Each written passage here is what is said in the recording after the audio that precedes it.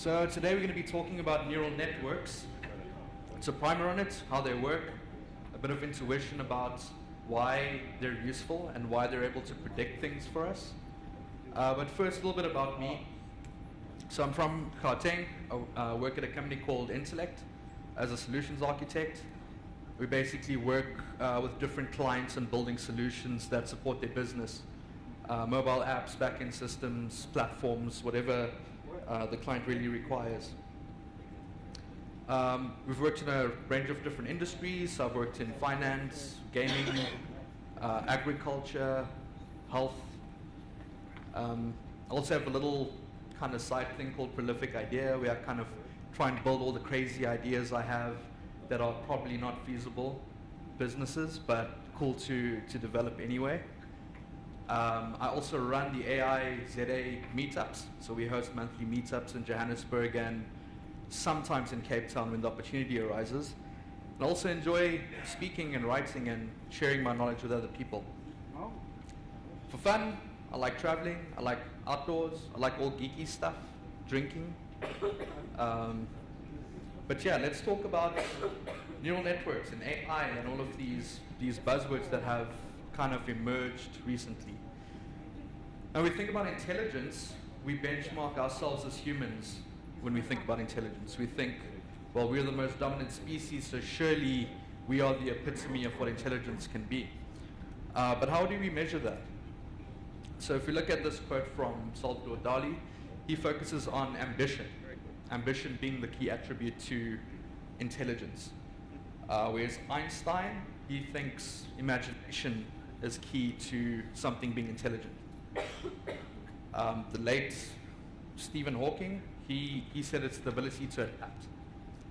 Now, a few of those things are true, and it kind of depends on your perspective on it. So it's a very subjective matter. But what we do know is that we base our understanding of intelligence on ourselves as humans. Okay? But intelligence emerges all around us, not just in humans. So look at ants, for example. Ants exhibit highly intelligent behavior in groups, whereas by themselves they're seemingly unintelligent. And rightly so, they're not really intelligent by themselves. But as a group, they can create colonies, communities, gather food, reproduce, and create this whole ecosystem just by using pheromones. And pheromones are basically just scents that they drop. Now from these 10 to 20 different pheromones, they can exhibit everything from alerting someone, showing recognition to someone, and by someone I mean another ant. So that's quite remarkable. So the point here is that intelligence isn't just something unique to humans. There's intelligence all around us. But if we look at us as humans, and let's look at our hardware, if we could kind of estimate what our hardware is like. If our brain was a CPU, it would be 1 exaflop. So what's that? That's a billion operations per second. That's faster than any supercomputer we have. And that's just in each and every one of you right now. If we looked at our brains as having RAM, it would be equivalent to about 5 gigs, but because of the complex connections between all of our neurons in our brains, that scales to 2.5 petabytes of RAM, right? All of your memories, everything that you store in your brain in order to make decisions in your daily life. And if we consider DNA as being our hard storage, that's 150 zettabytes. So plus minus 256 billion DVDs. That's in your DNA. That's the amount of data that's in your DNA. And I mean, there's research being done to try and use DNA as hard storage for computers, and they estimate that the entire world's data could fit in a room of DNA. So from a hardware perspective, us as humans are pretty powerful, just as an individual. So when people talk about the singularity and they're afraid of computers rising, I think it's far off from that, just given our biological form and how powerful that is. So let's look at the kind of AI we're building now. We're building narrow intelligence. So when you look at things like fraud detection at a bank, or speech recognition, or Siri or Cortana, that's examples of narrow intelligence. They're doing something very specific. You can't take that same AI and go apply it somewhere else to do something different and still be successful with it. And you get to general intelligence, and that's where we fit in. We're able to generalize. We're able to take learnings from one thing that we've done in the past and apply it to something else successfully. Right? And then we get super intelligence. And this is something that everyone's afraid of, but it's quite unknown. Since we use ourselves as a benchmark for intelligence, something beyond that is unfathomable. Now, to measure this, there's something called a G factor. And an IQ test is one test that's part of this G factor, known as general factor. This basically tests your problem-solving ability, spatial reasoning, innovation, social learning.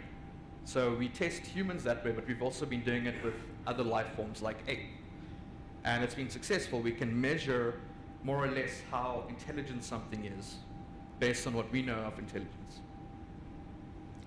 So where do neural networks fit in? If that's artificial intelligence, and machine learning is something that lives inside of it, and deep learning is something within that, neural networks is actually something used in that entire domain. It's more so recently in the machine learning and deep learning areas, but neural networks can be applied in different ways using various artificial intelligence algorithms. So let's look at machine learning for a bit. If I showed you this data, it's clear that there's a separation between it, right? And what machine learning is trying to do at its basic form is trying to discriminate between those two sets of data. So if we look at that line, it pretty accurately describes the different categories within that data set, the orange and the blue dots. You'll see some outliers, but I included that intentionally because in any machine learning model you build, you're likely never to have 100% accuracy. And if you do, you're probably doing something wrong. You're likely overfitting to the data that you're using, which I'll talk about in a bit. Now this is fairly simple, drawing a line. That's a fairly simple linear problem. If your data looks something like this, maybe your function's going to look a little bit differently. It'd be something like a power function or an exponential function. And if your data looks like this, it becomes even more complex. Some quadratic functions that you might need to find. And if your data looks like this, there's something that's really hard to describe. It's really difficult to find that function. But in its essence, machine learning is trying to describe the differences in that data. Okay? In machine learning, there's various steps, and one of the most important steps is collecting and understanding your data. If you don't understand the data you're working with, you don't understand the domain of the problem you're trying to solve, it's going to be very difficult to build a model that predicts things accurately. That brings me to the next step, preparing your data. In the example I'm going to be showing you, the data is quite clean and it's nice to work with. In the real world, I can probably guarantee you'll never find any data that's that perfect. You're always going to find data that's flawed, missing data. If you look at any of the databases you work on, you will probably find nulls and empty strings and all of these anomalies in your data. So you need to be able to understand your data to prepare it correctly. Next, you'll need to train a model. So whether you're using a neural network or any other machine learning algorithm, you need to train it.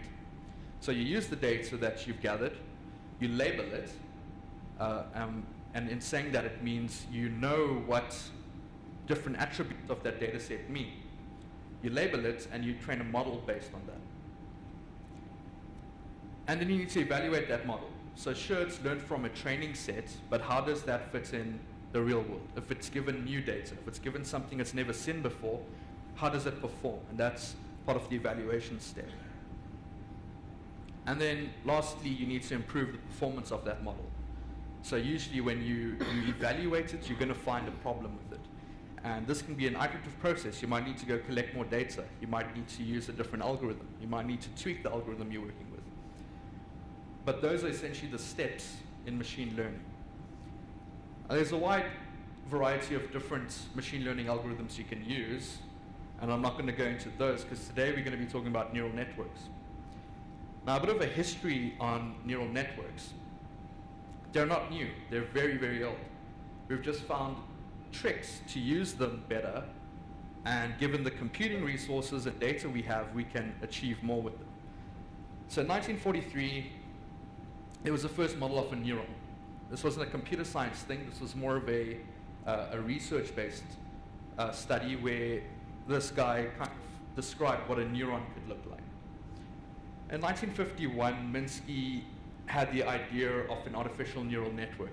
How can we model something artificially that mimics our human brains? In 1958, Rosenblatt, he invented the perceptron. And that's actually the core of what neural networks use still today. And he thought he solved the AI problem. He thought with this model, we can make a machine as intelligent as we want. However, in 1969, Minsky proved that the perceptron couldn't even solve the XOR problem. It couldn't solve nonlinear problems. It was only useful for linear problems. And unfortunately, Rosenblatt died in a weird boating accident shortly after that, which didn't allow him time to research and defend his work on the perceptron. So in 1980s, James wrote a paper on the workings of the human brain. Again, it wasn't related to computer science, but it included ideas of how the human brain might work. And then in the 80s, these guys decided they're going to create this concept called backpropagation. And that's actually key to how neural networks work today, which we're going to go through in a bit. And finally, in 2006, that same group of people created a research lab between the 80s and 2006 where they were playing with this idea of a neural network using the idea of a perceptron with this idea of backpropagation to make intelligent algorithms, right? And it wasn't anything new. They just found ways to adjust the model so that it worked well when learning certain things. And one of the first things they did was edge detection on black and white pictures of people's faces. So why has this become prominent now? In my opinion, 3 reasons. We have an abundance of data.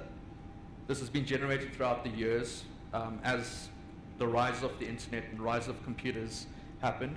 And with that, we had better computing performance. We can buy GPUs as consumers.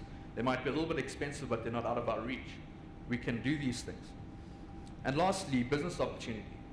Businesses can now make money or use their data to make better business decisions going forward. So if we look at a neuron, what this whole perceptron thing was based on. In our brain, we have billions of neurons and trillions of connections between them. That's what I was speaking about when I said your RAM could scale to 2.5 petabytes. That's the complexity of the neurons in your brain. And everything that happens in your body happens because neurons are firing based on some input.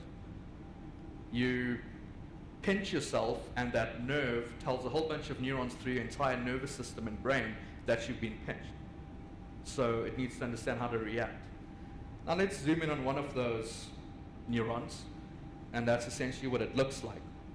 We've got these things called dendrites, which receive signals. We have the actual cell body, also known as a soma, and this is responsible for summing those signals. So it receives these inputs, and it basically sums them. The nucleus is then responsible for deciding, should this neuron fire or not? And if it does need to fire, how much should it fire? Okay. Once that happens, it travels down the axon, which is essentially the tail of the neuron, to the synapses, which passes that signal on to other neurons. And with billions of these and trillions of these connections in your brain, that's essentially how you operate. That's what makes you intelligent. So these guys decided, let's take this idea and let's model it as some function that we can use. And that brings us to perceptron. You might see some similarity there. We've got some inputs, we've got some weights on those inputs. We've got a hidden node, which is essentially the cell body and the nucleus. And we've got an output, which would be the axon. Right?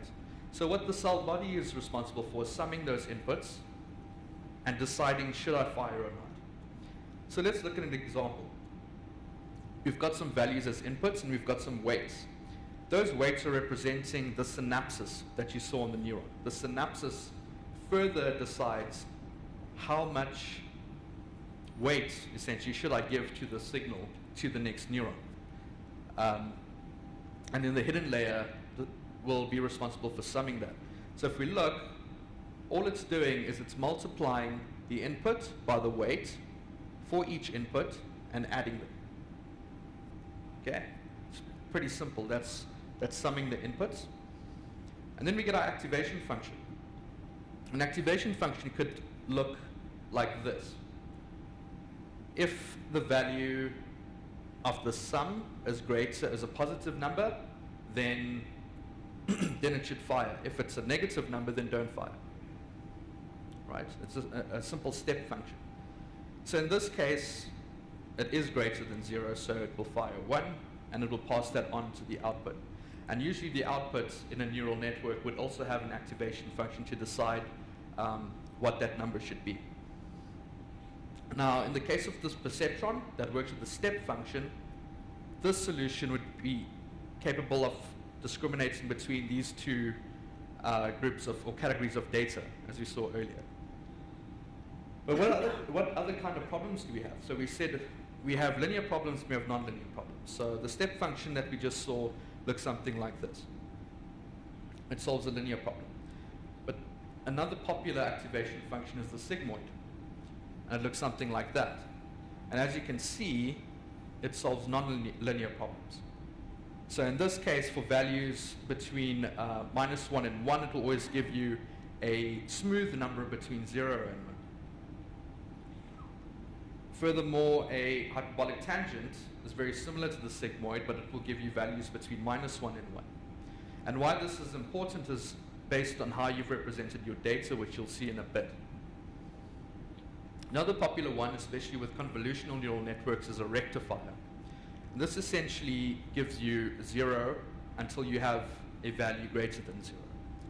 Why this is useful is sometimes there's a problem with vanishing gradients, if you remember that from calculus. We're going to get to it in a bit, but what this means is when you have a slope that's so small that it would barely influence your network, it's not going to be of any use to you, and eventually your learning stagnates. So this thing helps us with that. So let's look at how we would use a trained neural network. I put together this data set, and I'm sorry that it's in the stupid imperial system. I gave this talk in the US first, so there's a lot of work to change it. But if we had a set of features here, and let's say it was data from people driving on the road, and we knew their speed, we knew the terrain they were driving on, their field of vision, the total distance traveled, and given an encounter with an object, did it collide or not? Okay, 1 means it did, 0 means it didn't. So in that first example, someone or a car going 40 miles per hour on half-decent terrain quality with 180 degrees of vision and 50,000 miles of experience didn't collide. However, the next one, where it's going 70 miles an hour on poor terrain quality with poorer degree of vision but more experience, it still did collide. Now, by looking at this data set as a human, this just seven items of data, we could easily see some relationships happening here. But in the real world, you don't have nice data like this. You have thousands or hundreds of thousands or millions of rows of data that you need to try and make sense of. And that's why we'd use something like a neural network or a machine learning algorithm to help us with that. Now, before we do that, we need to be able to standardize our data and scale our data. We can't work with something like this. A computer doesn't know the relationship between these different values. It doesn't know what degrees are. It doesn't know what miles are. So for that, we want numbers between 0 and 1, or -1 and 1. And we need to scale all our data accordingly. So firstly, what we need to try and define is what are our ranges here. So in the case of speed, 0 because you're not moving, and 70 because that's the top speed limit in the US, maximum speed limit in the US. Terrain quality, we already know we've rated it between 0 and 10. Degree of vision, you can only have 360 degrees of vision. And then we assumed here, if you've got more than 300,000 miles of experience, we're happy with that. Anything beyond that doesn't mean anything to us. Now, using those min and max values, we can scale it. So let's take the first example. Really, you just use a simple formula like that to find your scaled value. So in the instance where your minimum is 0 and your maximum is 70, and your actual input is 40, you do the simple calculation and you'll get a value between 0 and 1. Okay. So you'll do that scaling for all of the different features in your data set. So each of these things are called features. So you do it for every feature and every row in your data set, and you'll get something that looks like this. Now you'll see the data's changed to be standardized values between 0 and 1. Now how does this plug into a neural network? So if we flip it on its side and we say we now have our features as input nodes to our network.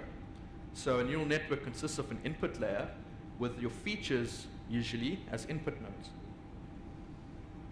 And we create some hidden nodes. Now deciding on the number of hidden nodes and number of layers in the hidden layer we'll get to in a bit, so don't worry too much about that. And then we've got all of these connections between your input nodes and your hidden nodes. Every input node is connected to every hidden node, and then we've got every hidden node connected to an output node. In this case, it's one output node because we're trying to decide if something would collide or not. If you wanted to have two outputs and maybe decide if something did collide, was there a fatality? But you'd probably need more data for that, right? But you can always have more than one input node depending on the problem you're trying to solve. Again, this is why it's very important for you to understand the data that you're working with and preparing your data correctly. Right, so inputs, we've got our weights, we've got our hidden layer, and we've got our output layer. Now, if we try to think about what this network might be doing, if we look at these connections between these different nodes, maybe we can take a guess as to what each neuron is trying to do. So if we look at this first relationship here, you'll see there's only two connections to that neuron. Because maybe throughout learning and all the training we've done with this network, it's decided, I don't care about that neuron or that neuron. I'm interested in the relationship between the terrain quality and the degree of vision. That's all I'm concerned about. That's what this neuron decided. Maybe another neuron decided it's concerning itself with the current speed and degree of vision. Okay, maybe another neuron would have 3 nodes it's interested in. Maybe one would just care about the speed you're traveling to determine if it fires or not. And so on. We can kind of think about that intuition from each of these hidden nodes and why they would be intelligent, or why they would exhibit some form of intelligence. Okay. If we look at just how we denote it, usually your inputs are denoted by X, your hidden nodes are denoted by H, and your output is denoted by Y, or Y hat. And as I said, you might have some grayed out connections because the weights have become 0, and anything multiplied by 0 will be 0.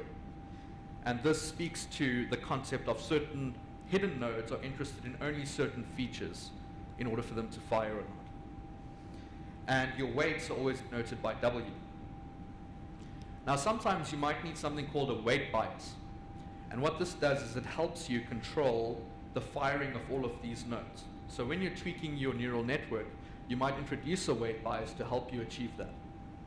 So firstly, if your scaling is incorrect or you're using a weird activation function that doesn't work, you might need to use a weight bias, but it's useful in some advanced scenarios as well. So let's look at this now. Now we have some numbers in there. We've got some inputs in our input layer. We've got weightings on each of our connections to the hidden nodes. What's going to happen? It's going to work exactly the same as we saw with the perceptron. We're going to get a sum, in this case, of these 2 weights multiplied by those 2 inputs. We're going to use an activation function. So in this case, we're using the sigmoid function. Okay? We're doing the sigmoid on that value, and we get an output. So that's the value for that neuron deciding what it's going to fire. It's decided I'm going to fire the value 0.5041. Okay? And that's done for each and every neuron in the hidden layer. Now, each neuron could have a different activation function, but again, you'd need to decide on that carefully based on your understanding of your data. Now, if we sum all of this, we'll get an output like that. And in this case, we're applying a sigmoid function to our output as well to get an answer of 0.9253. And what that's telling us is based on what we've just provided it, there's a 0.9253 chance of, or 92.53 chance percent of this thing colliding. Okay? So remember, we assume that we've already trained the network and these weights have been calculated for us. Now, you might have heard, if you have heard about neural networks, you might have seen that it's related a lot to mathematics, and that might have scared you a lot. A lot of matrices and calculus. So let's dive into that for a bit. The maths around it. So firstly, you need to understand different data types. So scalars are pretty easy. They're single numbers. Vectors is an ordered array of single numbers. You get a matrix. So I'm sure you've used all of these in your code at some point or another.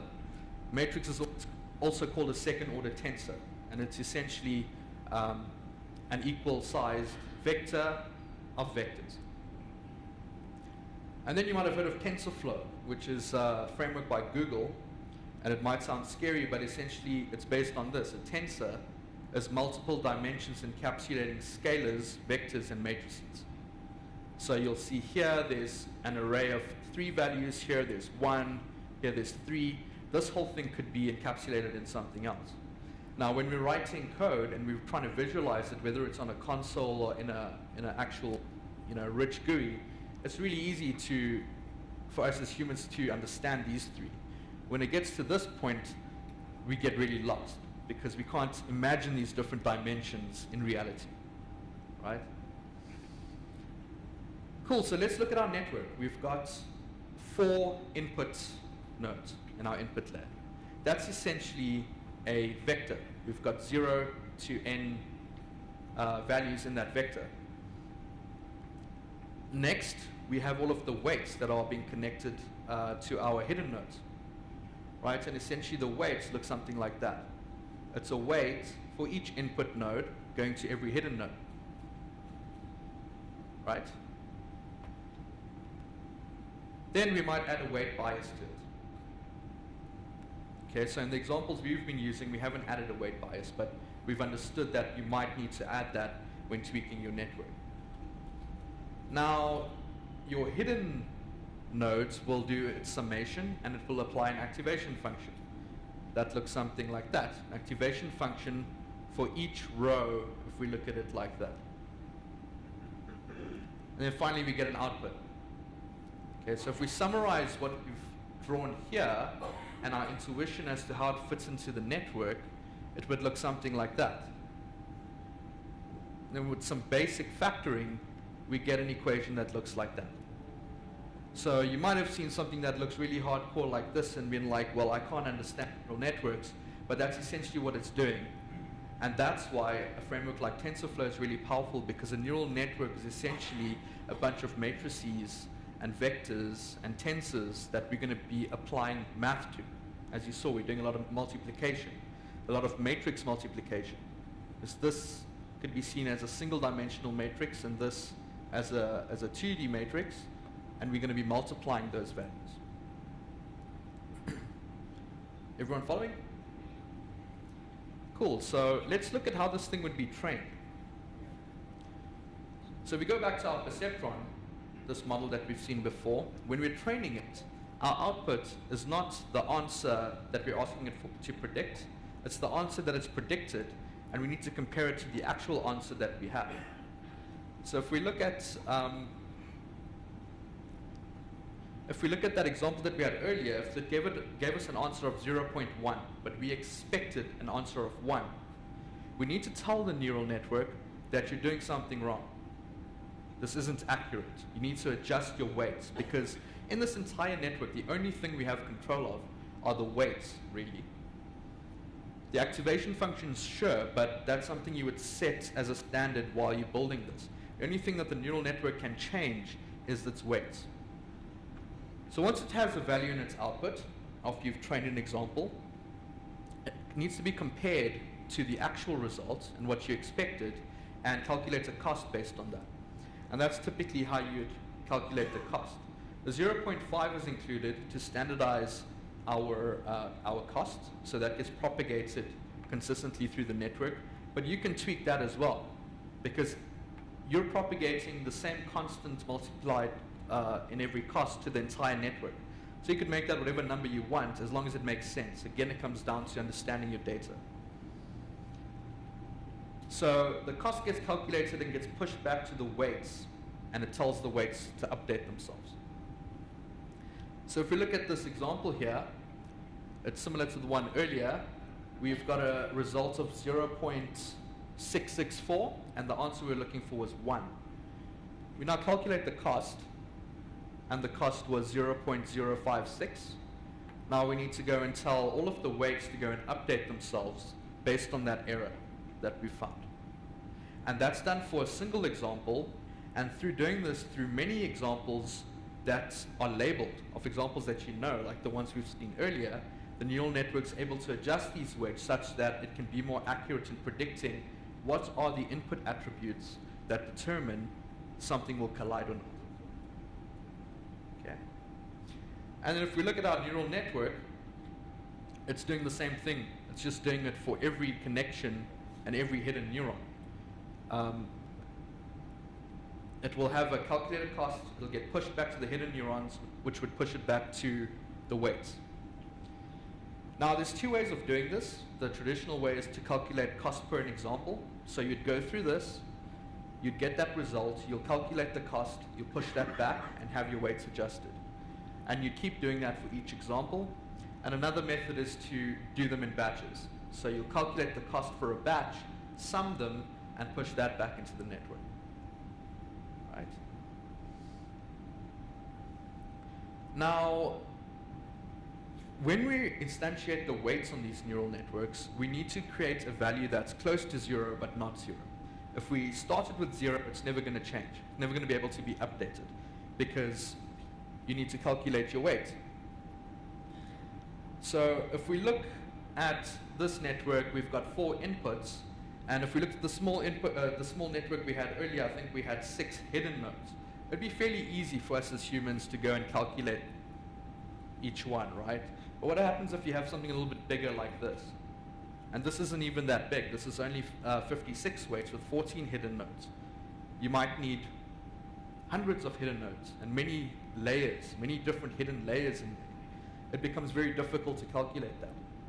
And we could try and brute force it. We can try and write a program that will do it for us, but it becomes very difficult to search that space because it's so huge. And that brings us to this. So if we say we've got a value that's close to 0, but the error is high, we want to try and get the error as low as possible for that specific weight. So in this case, when the weight is close to 0, the error is high. And let's say the function looks something like this. When the weight is closer to 1, the error is also quite high. And we're looking for the sweet spot here.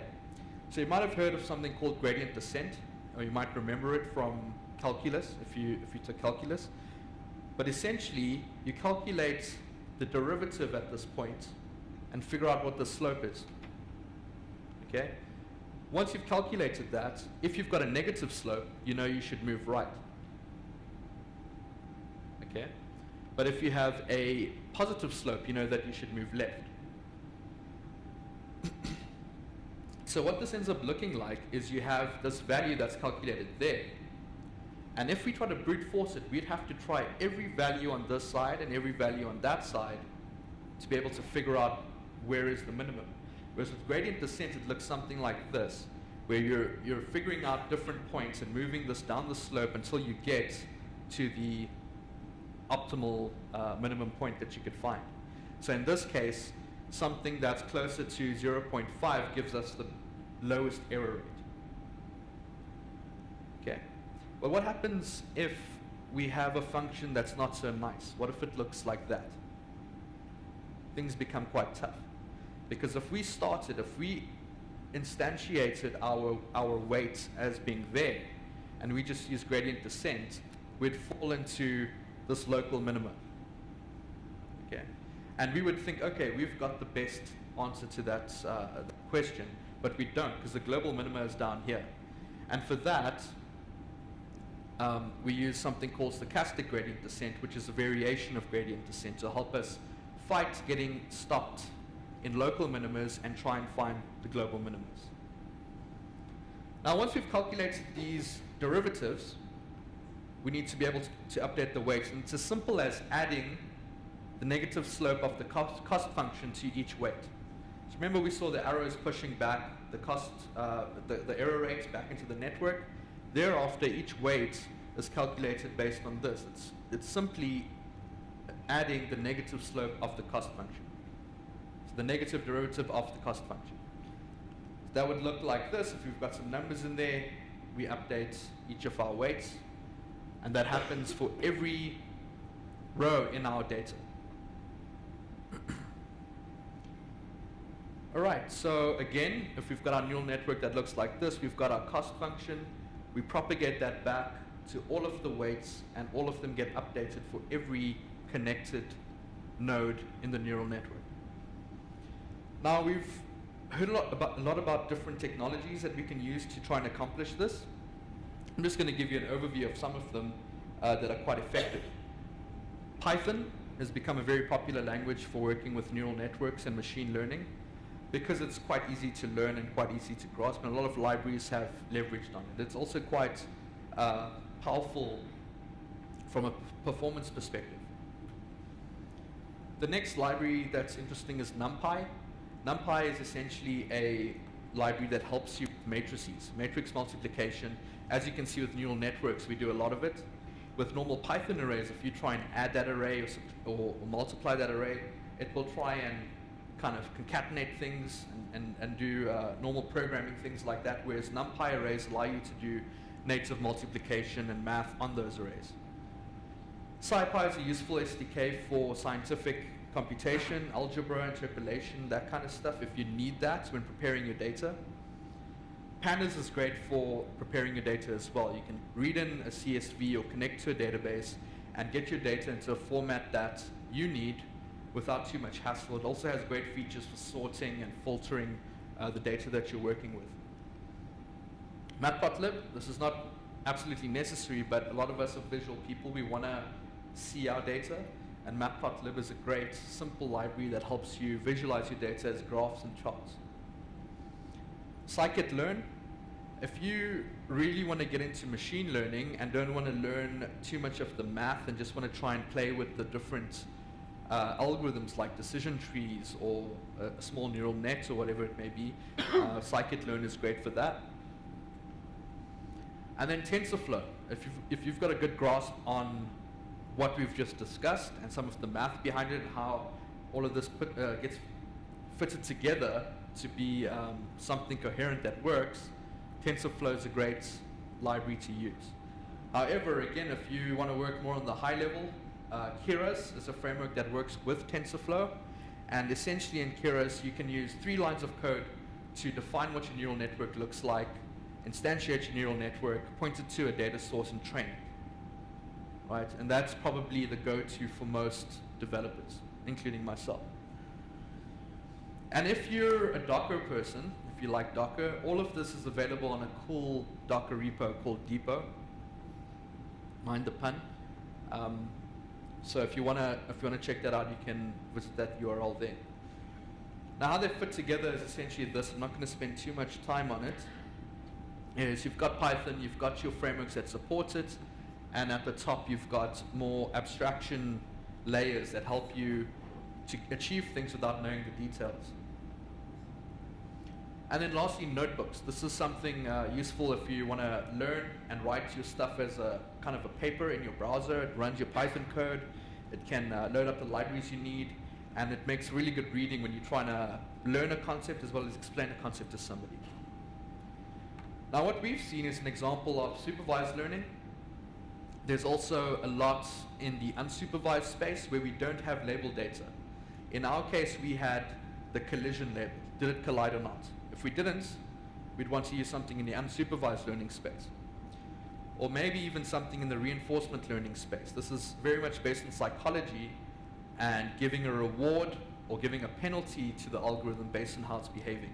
It's used extensively in robotics. So when we think about designing a neural network, there's a few things we need to consider. So let's recap on that.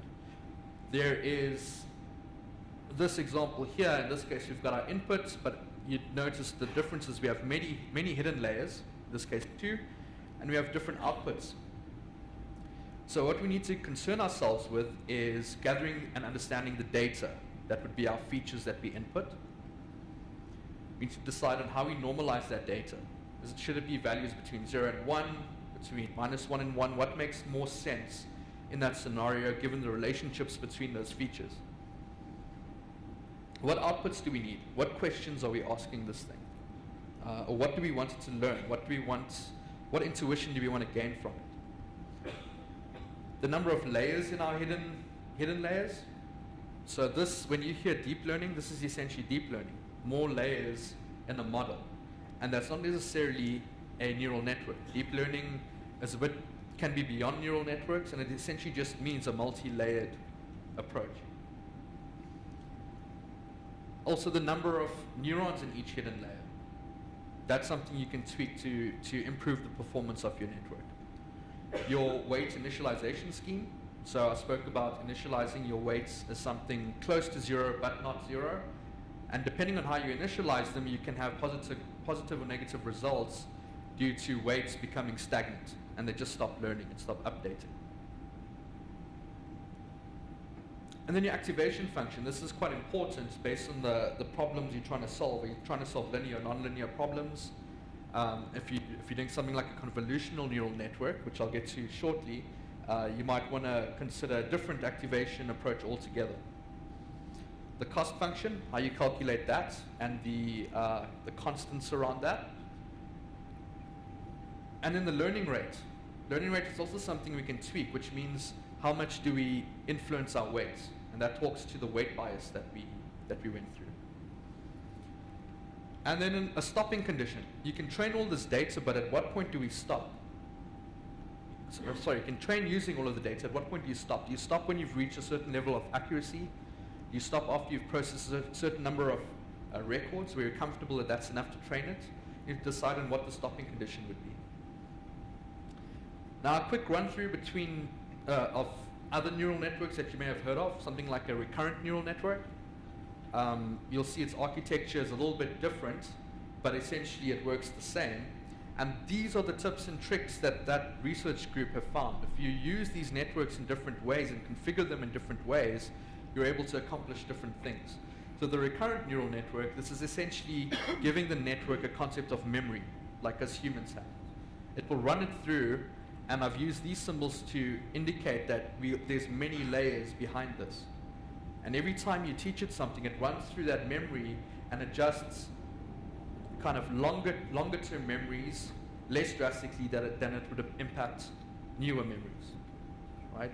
So this is very useful for when you're trying to do voice recognition or handwriting recognition or music recognition, because your voice might change subtly, but because things get updated so subtly based on the memory, it's able to do this very well. If you've ever tried a Google Home or an Alexa, they work so well, and it's because of these networks.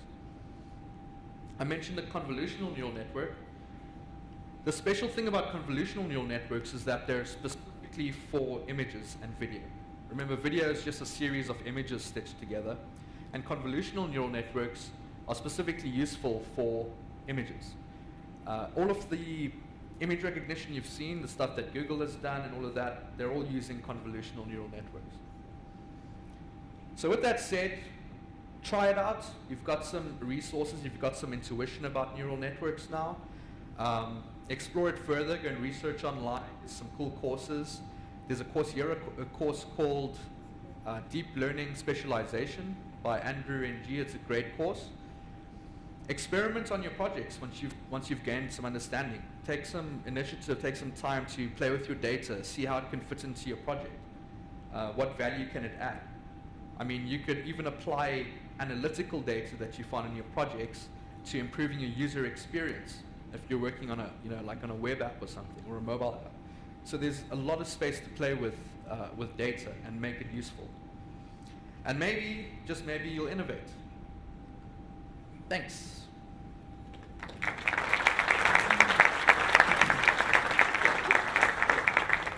Any questions?